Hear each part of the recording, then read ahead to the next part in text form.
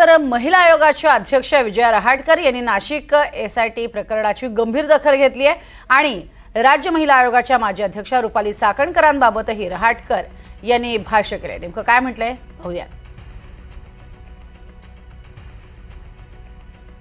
नाशिकचं जे प्रकरण आलं आहे ते अत्यंत गंभीर असं प्रकरण आहे आणि नुसतं गंभीरच नाही तर सगळ्यांना धक्कादायक असं हे प्रकरण आहे आणि या प्रकरणाची व्याप्ती आणि गंभीरता हे दोन्ही पण लक्षात घेऊन राष्ट्रीय महिला आयोगानं या प्रकरणाचा सुमोटो कॉग्निझन्स घेतलेला आहे। या संपूर्ण प्रकारामध्ये राष्ट्रीय महिला आयोगाचं उत्तमपणे लक्ष आहे की पोलीस या विषयामध्ये तसा तपास करत आहेत। पण जसं मी आधी म्हणले की हे खूप गंभीर प्रकरण आहे, हे लक्षात घेता राष्ट्रीय महिला आयोगानं एक फॅक्ट फाइंडिंग कमिटीचं पण गठन केलेलं आहे। ही जी फॅक्ट फाइंडिंग कमिटी आहे ही कमिटी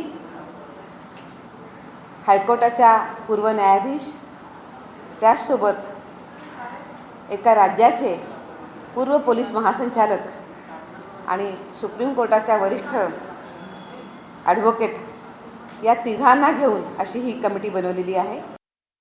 नाशिकचं जे अजून आधीचं एक प्रकरण आहे खराब प्रकरण हे तर फारच गंभीर आहे आणि अत्यंत काय नाळीमा लावणारं हे प्रकरण आहे।